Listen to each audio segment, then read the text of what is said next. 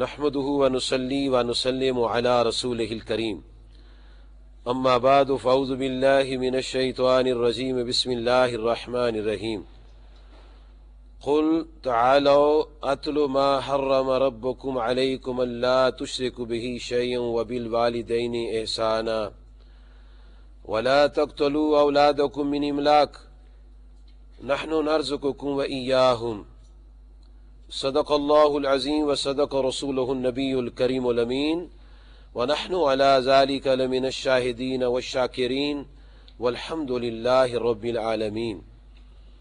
وقال اللہ تبارک وتعالی فی شان حبیبہ صلی اللہ علیہ وعلى آلہ وصحابہ وسلم ان اللہ وملائکتہ یصلون علی النبی یا ایہا الذین آمنوا صلوا علیہ وسلموا تسلیما. اللہم صلی علی سیدنا و مولانا محمد وعلی آل سیدنا و مولانا محمد وصحاب سیدنا و مولانا محمد وبارک وسلم.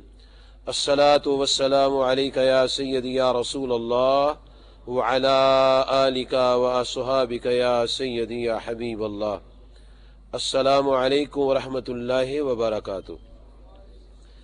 انتہائی واجب الاحترام بزرگوں، دوستوں، عزیزوں اور میری بہنوں، بندہ ناچیز نے آپ کے سامنے 8ویں پارہ سے سورۃ الانعام کی آیت نمبر 151 کا زیادہ حصہ تلاوت کرنے کا ثواب حاصل کیا ہے اور آپ سب نے سماعت فرما کے ثواب حاصل کمایا. ان مقدس کلمات میں رب ذوالجلال نے اپنے محبوب کریم علیہ الصلوۃ والسلام سے خطاب کیا ہے. کیا خطاب کیا ہے؟ ارشاد ہوتا ہے قل، اے محبوب علیہ الصلوۃ والسلام آپ فرمائیں، تعالو آؤ، اتلو میں تلاوت کرتا ہوں اور تم سماعت کرو. کیا وہ سما ہوگا جب خود صاحب قرآن تلاوت کرتے ہوں؟ اور جیسا قرآن مجید میں اور واقعات سے پتہ چلتا ہے، اگر جنات قریب سے گزرا کرتے تھے تو سننے کے لیے وہ بھی رک جاتے تھے، ملائکہ تو آتے ہی آتے تھے. اور کیا بات فرمائی ہے کہ آؤ میں تلاوت کرتا ہوں، تم توجہ کرو، غور سے سنو. ما حرم ربکم، کہ تمہارے رب نے کیا حرام قرار دیا ہے. کس چیز کو حرام قرار دیا ہے؟ یہ کہ اللہ تشرکو بہ شیئا، اللہ تعالی کے ساتھ کسی کو شریک نہیں کرنا. شرک حرام ہے. بعد ازیں دوسری بات یہ فرمائی وبالوالدین احسانا، اپنے والدین کے ساتھ حسن سلوک کرنا. پھر فرمایا ولا تقتلوا اولادکم من املاق، مفلسی کے باعث اپنی اولاد کو قتل نہیں کرنا. نحن نرزقکم وایاہم، ہم تمہیں بھی رزق دیں گے اور انہیں بھی رزق دیں گے. برکت کے لیے یہ پوری آیت کا کچھ حصہ میں نے آپ کے سامنے تلاوت کیا تھا، لیکن اس میں جو موضوع ہے آج کا وہ ہے اولاد کے حقوق. اس لیے اس آیت میں سے یہ حصہ لینا ہے ولا تقتلوا اولادکم من املاق نحن نرزقکم وایاہم. اس پر آپ سے کچھ گفتگو عرض کرنی ہے قرآن مجید اور احادیث کے حوالہ جات سے. اولاد اللہ تعالیٰ کی بہت بڑی نعمت ہے. یہ وہ نعمت الہیہ ہے کہ جس کے لیے اللہ تعالیٰ کے انبیاء نے بھی دعائیں فرمائی، اور جس نعمت کے لیے انبیاء دعا کرتے ہیں آپ اندازہ فرمائیں وہ کیسی عظیم نعمت ہے. جناب حضرت زکریا علیہ السلام جب حضرت بی بی مریم سلام اللہ علیہا کی کفالت کیا کرتے تھے تو ایک دن آپ جب وہاں تشریف لے گئے تو کیا دیکھتے ہیں کہ وجد عندہا رزقا، جناب زکریا علیہ السلام نے دیکھا کہ بی بی مریم سلام اللہ علیہا کے پاس کھانا پڑا ہوا ہے اور بے موسم کا پھل بھی ہے، ایسی چیزیں ہیں جن کا موسم نہیں تھا. تو آپ نے اجتہاد کیا آپ نے غور فرمایا کہ یہ چیزیں تو اللہ تعالیٰ کی شان سبحان اللہ موسم کی نہیں ہے. تو آپ نے ان چیزوں کو دیکھ کر بی بی مریم سے فرمایا کہ یا مریم انا لکی ھذا، اے مریم یہ کہاں سے تجھے چیزیں مل گئی ہیں؟ آج کل تو ان کا موسم نہیں ہے، یہ کہاں سے تجھے کھانا ملا ہے؟ تو بی مریم سلام اللہ علیہا عرض کرتی ہیں قالت هو من عند اللہ، اے زکریا علیہ السلام آگے تو آپ ہی لا کر دیا کرتے تھے، آج خود رب کائنات نے یہ کھانا بھیجا، اللہ تعالیٰ کی طرف سے یہ رزق آیا ہے.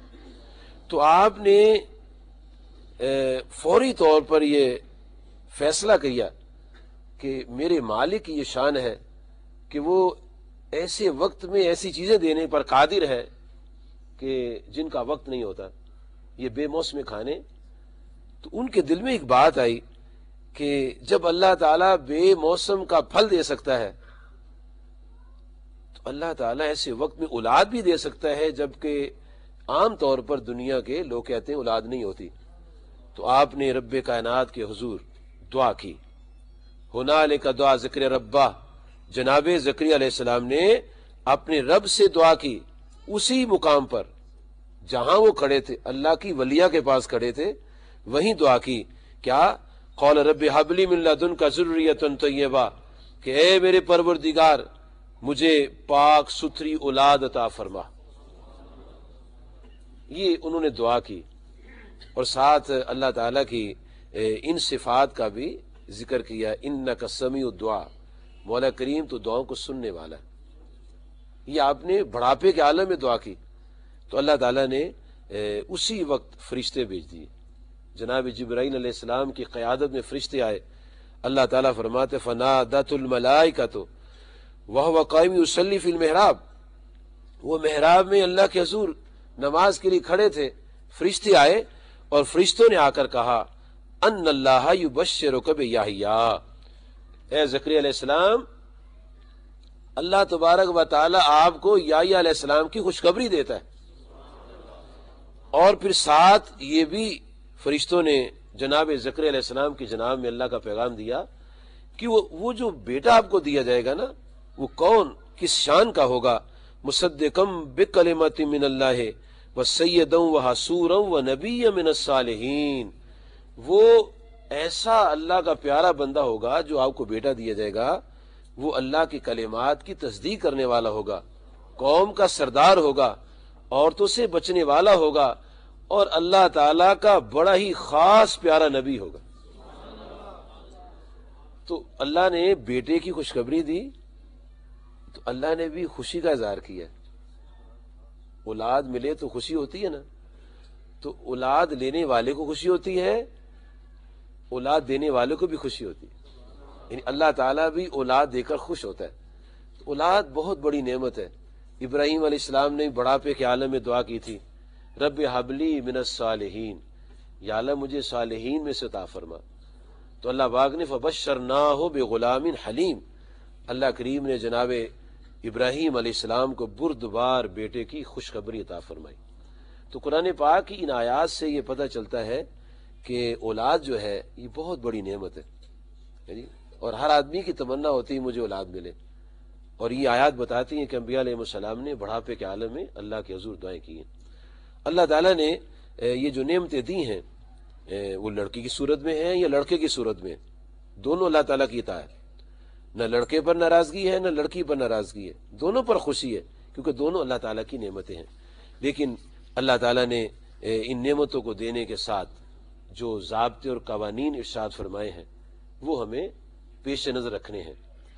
اس آیت کی روشنی میں جو آپ نے سماعت فرمائی تھی، اولاد کا پہلا حق یہ ہے کہ اولاد کی جان کا تحفظ کیا جائے، اسے مارا نہ جائے. اس کی تفصیل عرض کرتا ہوں. دوسرا اس کا حق ہے کہ بچے کے پیدا ہونے کے بعد اس کے کان میں اذان دی جائے. تیسرا اس کا حق یہ ہے کہ شہد یا کھجور، نبی صلی اللہ علیہ وسلم کھجور لیتے تھے اور بچوں کے تالوں میں لگا دیتے تھے، وہ چوسا کرتے تھے، تحنیک اس کو کہتے ہیں، یہ اس کا حق ہے. پھر اس کا سر منڈوانا، 5ویں نمبر پر اگر لڑکا ہے تو اس کے ختنے کرانا، 6 نمبر پر لڑکا ہے یا لڑکی ہے دونوں کا عقیقہ کرنا،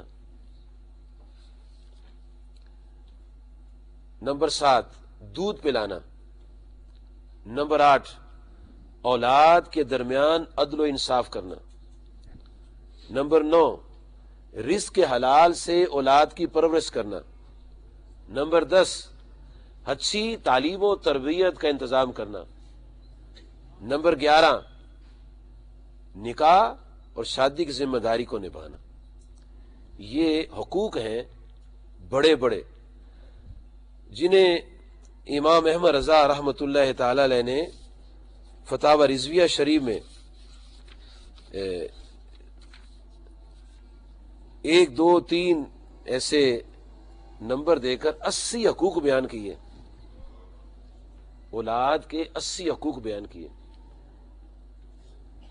اور وہ ایسے حقوق ہیں کہ اگر ان کو ادا کر لیا جائے تو اولاد سونے کی طرح سچی ہو جاتی اور یہ والدین کا صدقہ جاریہ ہو جاتی اور ماں باپ کی زندگی کے بعد ان کا نام روشن کرنے کا ذریعہ بن جاتی ہے۔ لیکن یہ تب ممکن ہے کہ جب والدین ان ذمہ داریوں کو ادا کریں گے۔ عام طور پر ہم لوگ حقوق والدین کا ذکر سنتے ہیں کہ والدین کے یہ حقوق ہیں، یہ حقوق ہیں، قرآن پاک میں بیان ہے۔ جیسے والدین کے حقوق اللہ پاک نے اپنی کتاب میں اور نبی صلی اللہ علیہ وسلم نے اپنی حدیث مبارکہ میں ذکر فرمایا ہے، ایسے ہی اولاد کے حقوق بھی بیان کیے۔ اور جب اولاد کے حقوق اور ماں باپ کے حقوق کا ہر کوئی خیال رکھے گا تو بفضل تعالیٰ وہ یونٹ جو ماں باپ اور اولاد کی صورت میں ایک گھرانے کی شکل میں نظر آتا ہے وہ حسین و جمیل یونٹ بن جائے۔ اگر ان حقوق کو ادا نہ کیا جائے گا تو پھر نتائج جو ہیں وہ سارے کے سارے ہمارے سامنے ہی ہیں۔ ہم خود دیکھتے ہیں کہ جب ہم حقوق ادا نہیں کرتے تو نتائج کیا برآمد ہوتے ہیں۔ سب سے پہلا جو حق ہے وہ اللہ تعالیٰ کی ذات پاک نے، چونکہ اس دور میں لوگ اپنی اولاد کو مار دیتے تھے اور مفلسی کے ڈر سے مارتے تھے، اور کئی اور معاشرتی حالات کی بنیاد پر وہ اپنے بچوں کو قتل کر دیتے تھے۔ تو اللہ تعالیٰ نے اپنی بندگی والدین کے ساتھ حسن سلوک کے بعد یہ ارشاد فرمایا کہ اپنی اولاد کو قتل نہیں کرنا۔ اس دور میں بچیوں کو قتل کر دیا جاتا تھا، اور یہ قبائل بنی تمیم قبیلے والے لوگ یہ تو زندہ درگور کر دیتے تھے اپنی بچیوں کو، جب 5-6 سال کی ہوتی تھی دفن کر دیتے تھے۔ اور نبی کریم صلی اللہ علیہ وسلم کے دنیا میں تشریف لانے سے پہلے اتنا اندھیرا تھا کہ صنف نازک کا کوئی حق نہیں تھا، کوئی پہچانتا نہیں تھا کہ ان کے ہمارے اوپر کیا حقوق ہیں، اور ان کو ایک ایسی مخلوق سمجھا جاتا تھا کہ جو جانوروں سے بھی گھٹیا مخلوق ہوتی۔ لیکن نبی صلی اللہ علیہ وسلم جب تشریف لائے تو آپ سرکار صلی اللہ علیہ وسلم نے ان کو بہت اونچا مقام عطا فرمایا، بڑا درجہ عطا فرمایا، بڑا رتبہ عطا فرمایا، اور ایسا مقام دیا کہ انسان غور کرے تو پتہ چلتا ہے کہ کیا وہ وقت ہے، اور نبی صلی اللہ علیہ وسلم کے آنے کے بعد کیا انقلاب آ گیا۔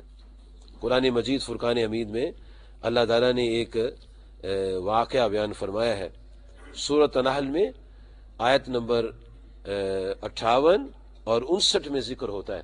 اللہ تعالیٰ فرماتا ہے فَإِذَا بُشِّرَ أَحَدُهُم بِالْأُنثىٰ، جب ان میں کسی کو بیٹی کی خوشخبری دی جاتی، یعنی اللہ تعالیٰ نے بشرا کا لفظ ارشاد فرمایا، بیٹی کی خوشخبری دی جاتی، ظل وجهه مسودہ، تو دن بھر اس کا منہ کالا رہتا تھا، اور وہ قزیم، اور غصہ کھاتا رہتا تھا، اپنے ہاتھ کاٹتا تھا، اور اس کے عمل سے پتہ چلتا تھا کہ اس کو بچی کے ہونے کی خوشی نہیں ہوئی ہے، اور لوگوں سے چھپتا پھرتا تھا اور کہتا تھا اچھا اب یہ پیدا ہو گئی ہے، اس کو ذلت سے رکھوں گا، یا اس کو یدسو فی التراب، یا پھر اس کو مٹی میں دبا دوں گا میں۔ وہ جو حالات تھے اللہ تعالیٰ نے ان حالات کو اپنی کتاب کے اندر بیان کیا کہ ایسے حالات تھے اور ایسے لوگ کرتے تھے۔ تو جب نبی صلی اللہ علیہ وسلم دنیا میں تشریف لائے تو آپ سرکار صلی اللہ علیہ وسلم نے کتنی عظمت اور کتنا مرتبہ اور کتنی شان اس صنف کو عطا فرمائی کہ نبی صلی اللہ علیہ وسلم نے فرمایا کہ جو 2 لڑکیوں کی پرورش کرے گا، انہیں ادب سکھائے گا، اخلاق سکھائے گا، تو قیامت کے دن یہ ایمان والا میرے ساتھ ایسے ہوگا، آپ نے 2 انگلی کی مثال دے کر سمجھا، جس طرح یہ 2 انگلیاں آپس میں ہے نا، وہ شخص میرے ساتھ ایسے ہوگا۔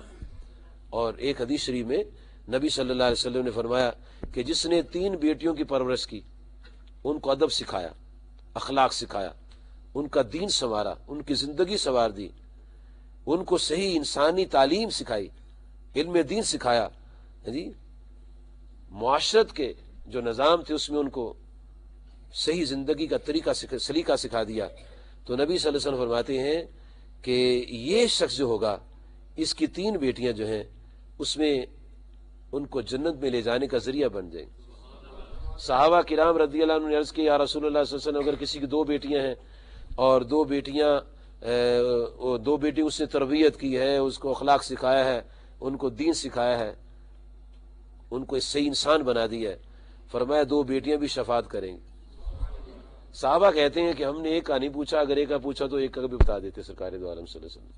ایک دفعہ نبی صلی اللہ علیہ وسلم کے آستان مبارکہ میں ایک عورت آئی، اس کے ساتھ 2 بچیاں تھیں، تو وہ اپنی ماں سے کچھ مانگتی تھی کھانے کے لیے، تو اس خاتون نے ام المومنین سیدہ عائشہ صدیقہ رضی اللہ عنہا سے عرض کیا، اماں جی حضور ان بچیوں کو کچھ کھانے کے لیے دیجیے، تو آپ نے کھجور دی ان کو۔